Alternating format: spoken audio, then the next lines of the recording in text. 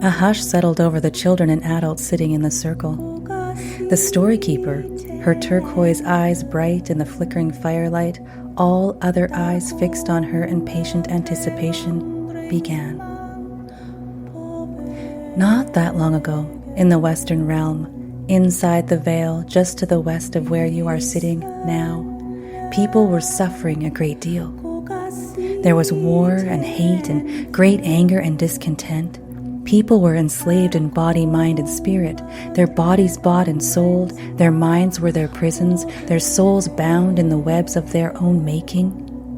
They worshipped false gods like money and power and chose to play games where there were no winners, believing that what they were living was reality. And they turned on each other and themselves. They believed that there was not enough for everyone, so they took and stole and hoarded. Their families and communities became fragmented, broken, discarded, and the people poisoned by the very things they created. It wasn't always this way for the people inside the veil. In fact, they themselves created the veil to keep what they had to themselves, what they treasured the most, which was money and power and things they could buy with that money and power, none of it giving them what they really truly desired, which is love. They induced their own sleeping sickness so that the pain that came instead of love was forgotten. But in doing so, they forgot the songs of themselves and each other. They tuned out of the frequencies of the planet. They pulled the plug from abundance, joy, wonder, and health. They disconnected from the great mystery, from their very source of life.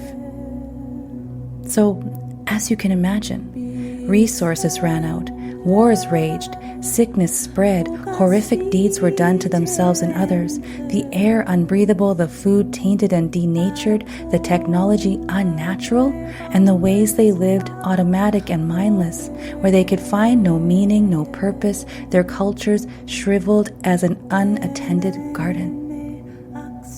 The planet heaved and purged the poisons that were forced upon it through mighty cleansing storms and earth eruptions.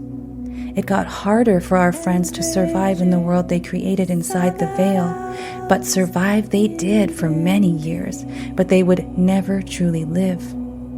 Their utopia became their prison, and it couldn't be sustained. The time came when everything they had built around them came crashing down. Their systems, their beliefs, their economy, their technology. The shell cracked, the veil thinning so they could see glimpses of the Eastern realm, and it was terrifyingly lovely. For the first time, those who took notice saw they could shed the sleeping sickness like the snake emerging from an old skin. With every death there is a birth. This is a law of nature. And after the great collapse, the only thing that could come next was a new awakening, rising up in the deepest of sleeps to live awake in a more beautiful dream, a more beautiful world. We, my loves, we at Veil's Edge are both witnessing and stewarding this great awakening. So all of you, my beloved people, listen well. This story is not a tragedy, an epic adventure, a comedy, a happy ending, nor is it a cautionary tale. It is all of it and so much more.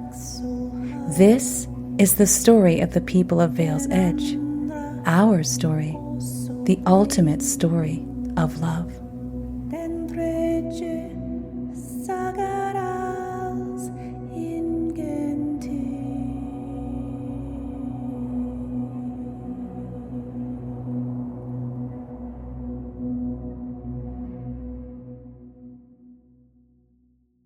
Veil's Edge, Book 1. The Past, 25 years ago. Chapter 4, Leaving the Garden. What seems now to have been a lifetime ago, Kamaria left the small house by the back door and entered the warm night air. She walked into the garden barefoot in her long white night shift, having been ushered outside by thoughts that would not let her sleep. Vale's Edge was a garden. Yes, a garden in the natural physical sense of plants, stalks, trees, shrubs, overgrown vegetable patches, and rambling groves of fruit trees. But this is not what is meant here. Well, at least not all of what is meant. Vale's Edge was a place where fertile soil incubated and nourished the seeds that were planted or planted themselves, where the seedlings sprouted, where twisting roots burrowed deep and took hold for the mighty trees to branch out, to hold steady for the canopy to unfurl into the sky, where the sun fed its leaves, where the flowers bloomed, then bore fruit, which dropped the new seeds for the next generation, the next revolution to come and become. Each seed held the very promise of the inevitable and eternal cycle of new life within, and Kamaria held one such seed in the palm of her hand as she sat on the large boulder in the center of the space, deep in contemplation. Vale's Edge was both the foliage and the labyrinthine paths that wound between what grew there. It was the rabbits who ate the leaves and the moles that nibbled at the roots. It was the humans who walked the paths, who gently picked and tended, who climbed and hiked and hid within the branches. The humans who wondered at the pink blossoms of the cherries every spring, ate the dripping red fruit in the summer, caught the leaves as they turned orange and gold, and sat beneath the boughs in the winter snow.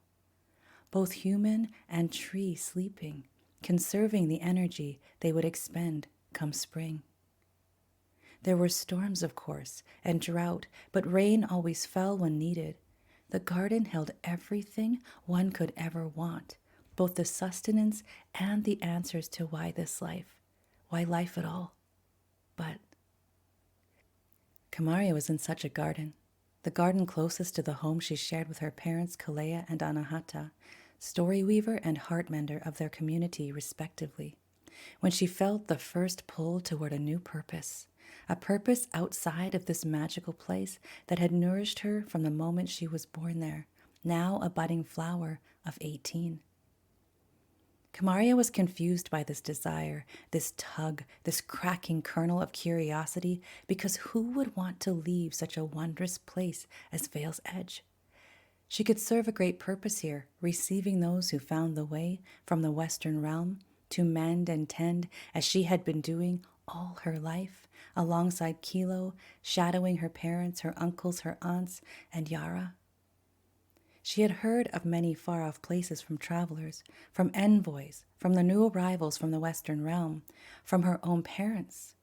Their accounts were sometimes fantastical, magical, unsettling, curious, and always, always intriguing. But she could never really understand them. The pain the Westerners expressed when they arrived made her earnest heart ache to help them, and to help them really would be to truly know. She had her visions, and the art that came from her skilled hands was immensely moving and healing for the observer, the people depicted, and she herself. The scenes she channeled through her sketches and paintings came to her without effort, as she was a natural seer. But her creations were still simply a very good imitation, a replica, not quite singing the song of the experience. They were muffled, the colors muted somehow, and they were not her experiences. The flower painted would reflect the light just right, could even mesmerize anyone who looked upon it, immerse them in the display, but it was never the flower itself. She was a seer, a dreamscape artist, but she also felt the calling of the envoy, the call to see the other worlds. Tonight she decided she would answer. This garden had no walls. It was, in fact, wild and limitless, with its secrets quietly awaiting discovery as the blossom within the bud. It was not a place for protection, but for possibility, and the Western realm was the lidded box. And who would want to go inside when they were already free? Yet Kamaria wanted to know more about what she already observed, and so she peered through the keyhole at what or who was locked inside. Most envoys felt the calling around this age, so Kamaria was no different. aside from the fact that she didn't expect to be called, and not to the Western realm in any case. Her parents were well-traveled envoys themselves, but of the Eastern realm, even as far as the Deep East. They had visited and extracted other envoys from the Western realm inside the veil, but had never lived there, both intending to remain pure of heart and clear of purpose in order to receive and steward from a vibration of resonance and harmony. So they stayed in the upper octave, tuned and turned the dials, transmitting, reharmonizing, calling others to join them where they would be received. Kalea and Anahata's was an integral purpose, perhaps the most integral for the sake of humanity's great awakening, for the next turning of the Dharma. But it was, to Kamaria's surprise, not her own. She knew that in entering the Western realm, she would to some degree forget herself, but she trusted that her family in Vale's Edge would hold space for her, and when she came back, they would assist in her remembering. The thought sent a shock of emotion through her that she couldn't quite define or label. Perhaps this is what the Westerners called fear, what Kalea might call intrigue, what Anahata might call expansion. Regardless, she thought, all would lead to revelation. So Kamaria decided right there, as she sat barefoot on the rock with her toes in the dirt, that she would train as an envoy. She would leave the womb of this matrix to step those very toes into the matrix inside the veil. It would not be the mother she had always known, and for once she would not be the wanted child of the land she would walk, each path leading to the mother's soft and waiting lap. She would be the foreign envoy, injecting herself into another world, asking to be received without knowing if she would, come to smear new colors onto her neat and tidy palette. And with that thought, she rose from the rock and carefully planted the seed. What would the Western realm rend from her? What colors would these be, she wondered, as she padded back toward the softly sleeping house.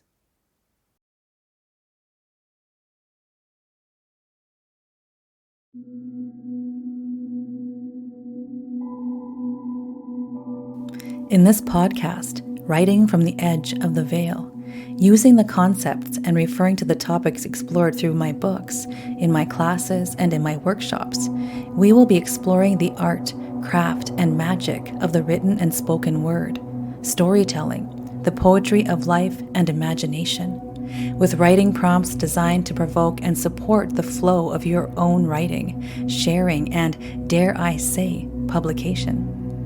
As you dabble with your creative genius, I want you hopping out of the shower dripping with insight. I want your poetry to nudge you out of bed in the middle of the night. I want you stopped at the side of the road, scribbling your travels. I want you to step into the flow of your creative process. I want the bright spots of meaning to illuminate your soul. I want you to tell the stories that whisper, that ask, that press at the bottle's neck. To know that your story matters by mapping out your own hero-heroine's journeys. I want you to find the key to your own Pandora's box already in your pocket. I want you to ignite the bravery, awaken the curiosity to put that key into the lock and turn. So, let's have a peek into what might be inside of you that wants to be expressed and witnessed, maybe even shined up a little. Let's lift the veil and find out, because your story matters.